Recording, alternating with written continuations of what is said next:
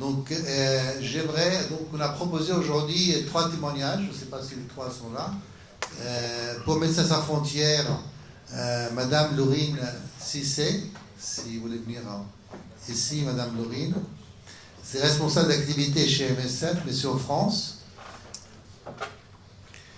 Elle va nous parler de l'ouverture d'un centre d'accueil pour mineurs non accompagnés à Paris, qui devait s'ouvrir, je crois que c'est déjà fait, au mois de septembre. Et le local doit être prêt aujourd'hui même, le 14 octobre. Deuxièmement, le docteur Fouad Yarroub, ce qu'il est, radiologue, membre du comité de Palmed, et qui connaît très bien le Liban, parce qu'il a fait des études au Liban. Donc il va nous parler des réfugiés palestiniens, mais sous un mot de témoignage évidemment. 5 minutes. Et si on peut avoir Khaldi, le réfugié syrien. Voilà, donc on voudrait commencer par Madame Laurine. Si vous voulez nous expliquer les raisons pour lesquelles vous avez ouvert un centre d'accueil pour mineurs non accompagnés à Paris. Et est-ce que c'est votre seul centre, votre seul projet, ou est-ce qu'il y en a d'autres centres dans d'autres villes? Merci. Donc, bonjour à toutes et à tous. Donc, je me présente, Laurine Cissé, je suis infirmière de profession et actuellement responsable d'activité au sein de Médecins sans frontières, Mission France.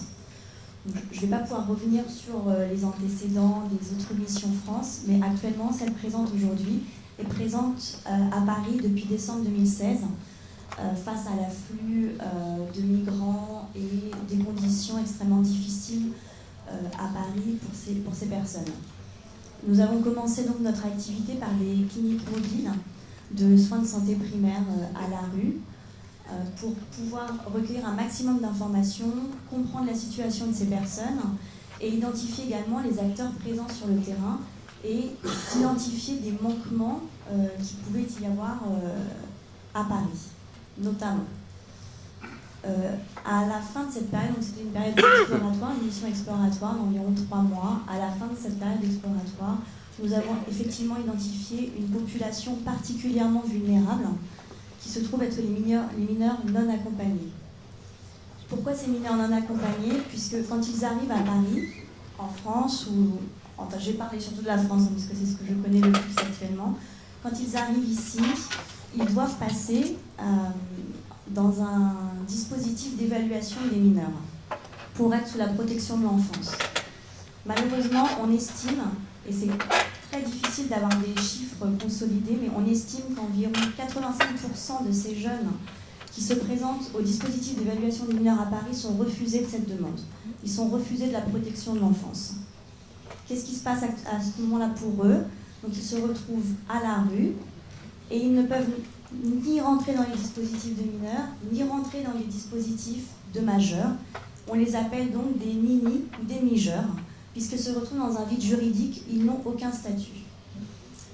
Donc de là présentent différents problèmes, notamment donc, sur la santé, puisqu'ils subissent malheureusement des refus de soins dans les hôpitaux, puisque quand ils se présentent, enfin quand ils arrivent déjà à trouver les hôpitaux et les structures adaptées, quand ils se présentent, ils ont avec eux à la fois des papiers d'identité, des actes de naissance qui montrent qu'ils sont mineurs, et en même temps, donc qui ne peuvent pas être pris en charge dans les hôpitaux par manque de représentants légaux qui les accompagnent. Et en même temps, ils ne sont pas protégés donc, dans le système français actuel. Donc c'est pour ça que nous avons décidé, au sein de cette mission, d'ouvrir un centre d'accueil pour ces jeunes laissés à la rue. Dans ce centre, nous souhaitons proposer 4 pôles d'activité. Donc un pôle de santé somatique avec la présence d'une infirmière pour des consultations. Nous avons fait le choix de ne pas avoir de consultation, de ne pas proposer de consultation médicale à ce jour pour justement solliciter un maximum le droit commun parce qu'il faut qu'ils rentrent dans ce droit commun, ces jeunes-là. Voilà, donc nous avons sollicité, nous travaillons actuellement avec les services de permanence d'accès aux soins des hôpitaux de Paris. Nous travaillons aussi avec les centres municipaux de santé pour que ces jeunes puissent être pris en charge. Nous allons proposer également, puisque ce centre ouvre dans 3 semaines, c'est pour ça que je dis nous allons au futur, mais c'est un futur extrêmement proche. Nous proposerons également donc des consultations de soins de santé mentale, avec la présence de 2 psychologues à temps plein sur la structure. Nous aurons un pôle social pour que les jeunes puissent être accompagnés, avoir une évaluation sociale et qu'on leur permette aussi l'ouverture des droits à la santé notamment. Un pôle juridique évidemment, puisque ces jeunes, une fois refusés de l'aide sociale à l'enfance lorsqu'ils se sont présentés la première fois, ont la possibilité de faire un recours et de saisir le juge des enfants. Malheureusement, ils ne savent pas comment s'y prendre, ils ne savent pas par où, à qui s'adresser. Donc nous proposerons dans cette structure des conseils juridiques donc pour ces jeunes, mais aussi pour les jeunes qui sont en transit, c'est-à-dire qui ne souhaitent pas rester en France, mais qui souhaitent rejoindre leur famille en Angleterre, en Allemagne, en Suède, etc. Donc nous allons aussi leur proposer des services pour la réunification familiale. Et enfin, un pôle éducatif, donc plus sur de l'occupationnel, puisqu'il est bien évident que ces jeunes, cette solution ne va pas s'arranger en quelques jours. Donc il va falloir pour eux qu'ils se débrouillent dans Paris, qu'ils se déplacent en transport en commun, qu'ils puissent avoir des lieux ressources pour eux, pour trouver des vêtements, les douches, l'alimentation. Voilà, d'où la nécessité pour nous d'ouvrir ce centre. Ce centre n'a pas vocation à accompagner ces jeunes sur du long terme, mais ça leur permet de leur donner une impulsion, de leur donner les clés et enfin les bonnes informations pour qu'ils puissent se débrouiller à Paris. Je rebondis juste sur les quelques photos qui passent derrière moi, puisque en parallèle de l'ouverture de ce centre, nous effectuons toujours des cliniques mobiles à la rue à Paris, mais également des maraudes, donc avec la présence d'une infirmière ou d'un médecin et des interprètes. Voilà, et donc c'est quelques photos qui datent des 2 dernières semaines là, qui montrent que la situation est toujours extrêmement compliquée à Paris-Île-de-France, que l'accès aux soins pour ces personnes est extrêmement difficile. Et que malheureusement, la politique actuelle qui vise à justement rendre cette population un peu invisible, majore la difficulté pour nous de faire accéder aux soins, de faire accéder à la santé ces personnes, puisque Porte de la Chapelle, il y a encore 2 mois de cela, nous comptions un campement sauvage d'environ 1000 personnes, la raison pour laquelle nous étions avec notre clinique mobile située à cet endroit-là pour toucher un maximum de personnes. Aujourd'hui, malheureusement, la police leur interdit de s'établir trop longtemps Porte de la Chapelle. Ils sont donc éclatés en une trentaine de camps répartis dans tout Paris. Donc nous devons vraiment faire un travail de recherche et d'identification de ces lieux pour pouvoir enfin atteindre ces personnes qui, comme vous voyez, doivent se cacher pour essayer d'avoir au moins 2-3 heures de repos de suite. Voilà, je vous remercie. Merci beaucoup Laurine. Je vais passer la parole au directeur tout de suite, ce ne sera pas Dr Fouad, vous êtes tout près, mais notre ami, parce qu'on va le rendre à sa cuisine, c'est lui qui nous prépare à manger, donc si vous voulez manger, on va faire parler tout de suite. Mohamed El Khaldi, c'est un chef syrien de Damas, qui est très connu là-bas, qui a plusieurs restaurants, qui actuellement en France est connu, dont la presse internationale en a parlé, y compris Newsweek, Le Monde, Libération en France. Donc c'est quelqu'un qui a réussi, disons, un transfert de compétences de la Syrie en France, dans des conditions très particulières. Donc on lui donne la parole quelques minutes en anglais pour témoigner de son histoire. Hello everybody. Sorry about my language, but I will talk very fast about my life in 3 minutes or 4 minutes. My name is Mohamed El Khaldi. I come in from Syria. I born in Damascus and beginning work in the cuisine was 16 until now. Everything I will talk in the first 2 minutes about I am in Syria. I have 2 restaurants. I'm a chef TV. I have to program and I work in between Dubai, Abu Dhabi, Jordan, Lebanon, Syria. But after the war, we take the decision to coming too far away to Lebanon. First with my family and 3 children. And we don't find chance in Lebanon and we continue to Egypt. After that we try to find work in Egypt. And you know there is no any association and anybody help the refugee between Lebanon and Jordan and Egypt and all Arabic countries. And all the Arabic countries close their doors for the Syrian. There is no Syrian enter any Arabic country. We don't have any choice with my family, and one day we say, okay, we need to come into Europe. We take the boat with 750 person. The whole boat between 12 meters. We stay 12 days. We pass all the Mediterranean Sea from Iskandariya to Italy. And I went to Italy in 2014 in June. And continued from Italy to Switzerland, Switzerland to Germany, Germany to Denmark. I pass all the streets by the train with my family also, with 3 children. And it's very, very difficult for me to come in for the new world, new language, new habits, new cultures. I don't know anybody. And we need to try to beginning, and all what I think, just I need to save my children, to give him a good life and good school, and and I don't need to continue for the war, what happening in Syria. And this is new psychology that will happen. And I don't find, they didn't give for me paper in Denmark, and they reject me to Lebanon because they say I passed the first country to Europe. And I say no, and I'm coming again by the car to Germany, after that to Belgium, to Netherlands, Belgium, to Paris. I'm coming to Paris in 2015, and I beginning from minus 1,000, not from 0. And I try to work, I don't have any work here, try to make network, knock the door, anybody to help me and tell everybody what I have of experience. I'm not just a chef, I'm also quality controller, food designer, and I have also experience from A to Z for all the world of restaurant, but we cannot.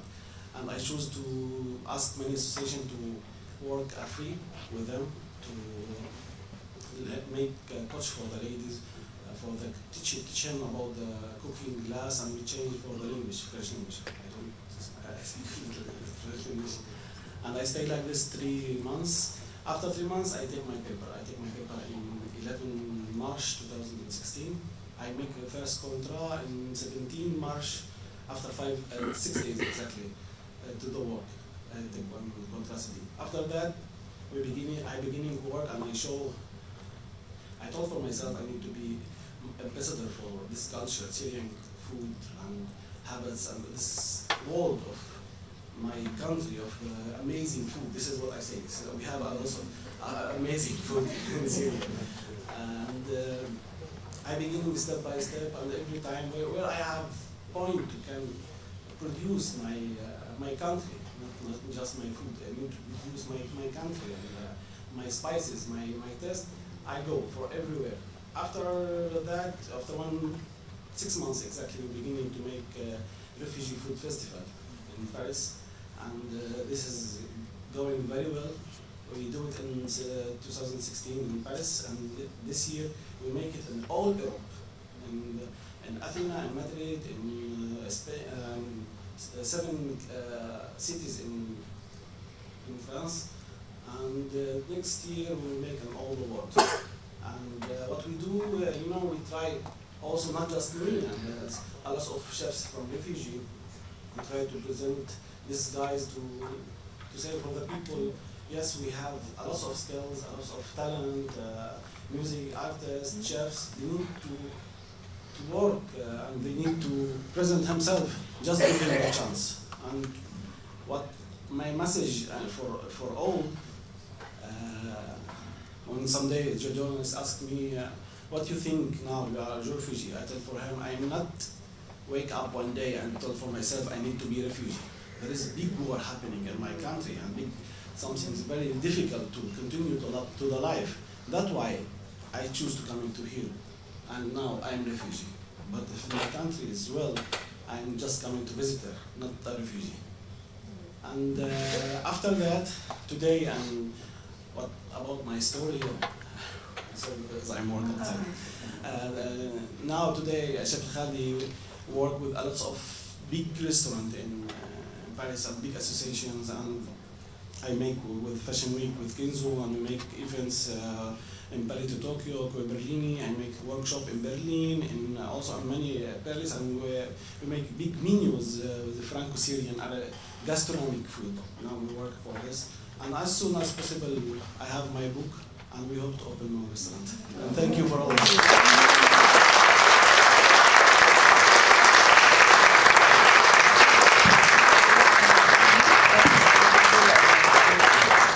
Merci, chef. On va déguster tout à l'heure, évidemment, les délicieux et gastronomiques plats de Mohamed. On va donner la parole maintenant à notre dernier de la table ronde. Mais ça passe pas là-bas, derrière. Voilà. Et Dr Yacoub, il va nous parler de la situation sanitaire dans les camps palestiniens du Liban.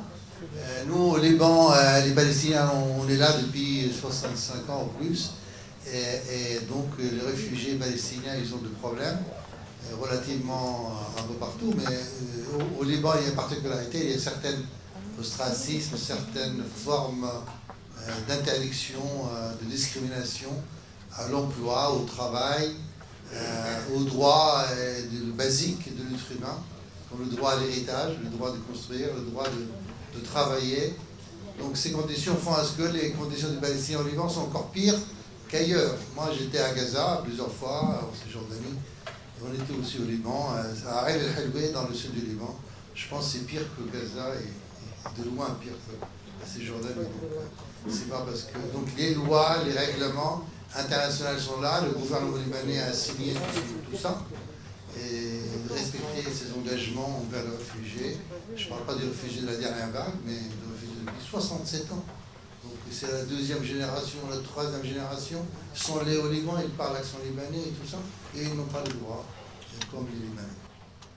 Bonjour à toutes et à tous.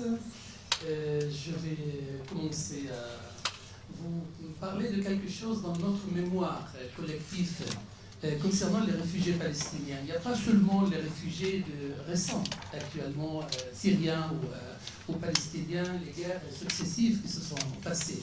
Je vais vous dire une anecdote, mais quelque chose qui est vécu quand même par plusieurs familles palestiniennes. Je parle de ma famille.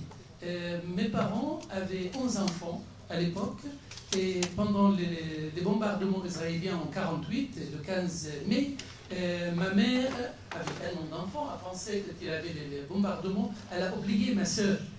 Elle a oublié à la maison. Et ils sont partis de Shafa'am, à côté de Haïfa, vers le nord. Parce que tout le monde partait et craignait les massacres que ça s'est passé à côté, dans les autres villages palestiniens. Et elle est restée, donc on a lui dit, c'est pas la peine que vous retournez parce que vous allez être massacrés. Donc elle est restée pendant 6 mois là-bas. Après, elle est arrivée, elle a récupéré et elle a maintenant 8 enfants au Canada. Donc je vais vous parler, nous sommes un peuple vraiment fort. Je vais vous parler donc de la situation au Liban. Je vais essayer de résumer, c'est une vie, si vous voulez, générale de la situation au Liban. C'est une situation très très difficile. J'essaie de vous résumer sur le plan topographique, si vous voulez, démographique, les camps palestiniens. Il y a dans le parti du sud, il y a le camp de Rachidiyeh, Burj al-Shamali, El-Bas, El-Qasmiyeh, Ain el-Helwi et El-Meyoumiyeh. Après, dans la zone du centre, il y a Burj el-Barajni, il y a Sabra et Shatila qui avait des massacres affreux en 82, le 17 septembre 82. Il y a Mar Elias et il y a Dbaï. Après, il y a les zones du sud, de l'ouest, c'est de Bijbeil, de Wayvel, à Baalbek. Après, il y a les zones du nord où il y a le Badawi et Nar el-Bared. En fait, donc, cette situation démographique se caractérise par une densité de population très importante dans les camps palestiniens, qui est proche de la densité le plus important du monde, qui est proche de la bande de Gaza. Donc l'afflux des réfugiés provenant des camps de Tel el-Zatar en 1976, après de Sabra et Shatila, les rescapés des massacres par les phalangistes et aidés par Israël. Après Nar el-Bared en 2007, par la destruction du camp, et plus tard les réfugiés syriens, les frères syriens, et les Palestiniens de Syrie qui ont été obligés de se réfugier, entre autres, au Liban et en Jordanie et dans les pays d'Europe où ils ont subi aussi de pires des situations pour garder leur vie. Alors, donc je prends juste cet exemple du camp de Badawi que j'ai vécu mon enfance et mon adolescence, et que le nombre des habitants du camp a pratiquement quadruplé après la guerre qui se passait en Syrie. Donc il y a la situation, si vous voulez, des besoins médicaux. J'essaie de résumer. Il y a une surcharge importante des consultations dans les hôpitaux. Il y a un équipement des centres de santé faisant cruellement défaut et permet difficilement à faire face à des importantes demandes. Il y a des locaux qui sont très mal adaptés, vraiment des locaux qui sont impossibles à accepter, si vous voulez, à pouvoir donner des soins corrects. Il y a les moyens humains qui sont insuffisants. Il y a les moyens matériels obsolètes, et il y a le manque cruel des médicaments, et il y a la réalisation des actes et des soins médicaux dépassant la capacité des centres par nécessité.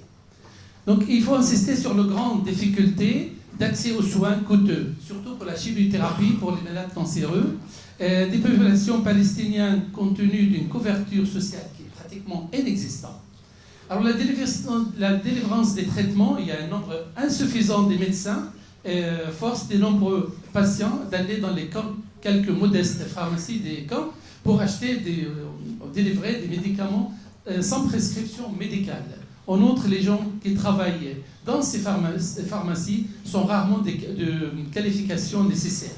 L'approvisionnement en médicaments des pharmacies fait également cruellement défaut. Compte tenu d'une offre de soins nettement insuffisante et obsolète d'une part et d'une demande considérable d'autre part, on peut évaluer la durée moyenne des consultations, tenez bien, 2 à 3 minutes dans les dispensaires ou dans le Roi, avec, si vous voulez, également le Croissant Rouge palestinien. Mais comment travailler de façon sereine, si vous voulez, dans ces conditions, pour faire le diagnostic et soigner dans de bonnes conditions? Il y a, les statistiques disent qu'il y a entre 400 000 et 500 000 réfugiés palestiniens au Liban.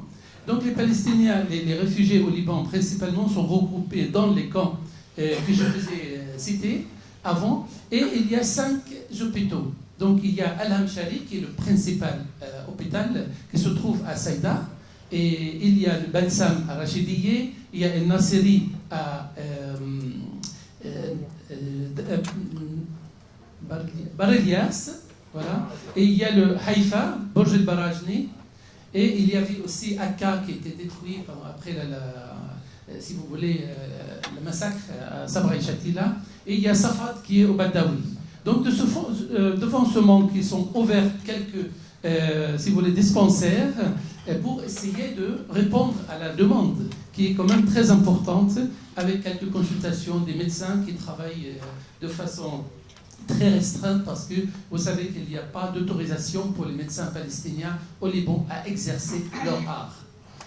Concernant la situation sanitaire, donc l'état sanitaire dans les camps est également catastrophique, et je ne l'exagère pas, en grande partie à cause de l'absence d'eau potable très très souvent, avec des réservoirs d'eau qui sont très anciens et mal entretenus. De plus, il y a l'absence de réelles infrastructures d'assainissement. Les égouts sont en partie canalisés ciel ouvert. La présence de quelques canalisations souterraines n'empêche pas la progression rapide de certaines maladies contagieuses lors de pluies abondantes, voire des inondations. Des efforts ont été réalisés pour sensibiliser les habitants au ramassage des déchets, et ceci est effectué de façon régulière. Maintenant, la situation sociale, les habitants dans les camps sont, si vous voulez, dans les camps, et les habitations sont mal adaptées, les familles nombreuses, comme j'avais dit au début, les familles palestiniennes sont en général nombreuses, et sont forcées à vivre dans des petits appartements. 32% des logements des camps ne bénéficient d'aucune exposition au soleil. Concernant la situation sociale, l'interdiction faite aux Palestiniens de postuler à l'emploi au sein de la fonction publique libanaise entraîne un taux de chômage important. Par conséquent, beaucoup de Palestiniens qualifiés au chômage se voient contraints à émigrer. L'exclusion du droit à la propriété et la transmission d'héritage, c'est quelque chose d'inadmissible, voire inhumain. Augmentation de tabagisme liée à partir à la situation sociale, la consommation d'alcool dans la société palestinienne est très rare, et les 0,7%, si vous voulez, occasionnellement, 1,7% pour une répartie du 2 tiers des hommes et 1 tiers des femmes. L'assurance maladie privée ouvre seulement 11,5% des habitants palestiniens, tous les autres en étant dépourvus. La précarité touche encore plus durement les personnes âgées, parfois dépendantes, sans ressources ni support. Leur prise en charge ne passe pour le moment que par des passages d'une infirmière à domicile pour les plus chanceux, en l'absence d'établissements d'accueil spécialisés qui pourraient fortement améliorer leur qualité de vie. En conclusion, la situation des Palestiniens au Liban était catastrophique sur de nombreux plans. La population ne peut pas s'en sortir par elle-même sans aide internationale. Il y a une nécessité absolue d'une prise de conscience rapide de la communauté internationale de sort subi par les Palestiniens. Une nécessité pour l'Union européenne d'assumer son rôle et de faire preuve de courage politique pour faire cesser cette injustice. L'exil, la pauvreté, l'avenir fermé, en collaboration avec l'État libanais notamment. Les Palestiniens ont le droit, comme tout autre peuple, en souffrance, de bénéficier de l'aide des autres, car eux aussi, ils existent, car eux non plus ne méritent pas l'indifférence. Beaucoup de choses restent à faire, mais du moment qu'il y a des bonnes volontés, l'espoir n'étant jamais. Merci beaucoup de votre attention. Maintenant,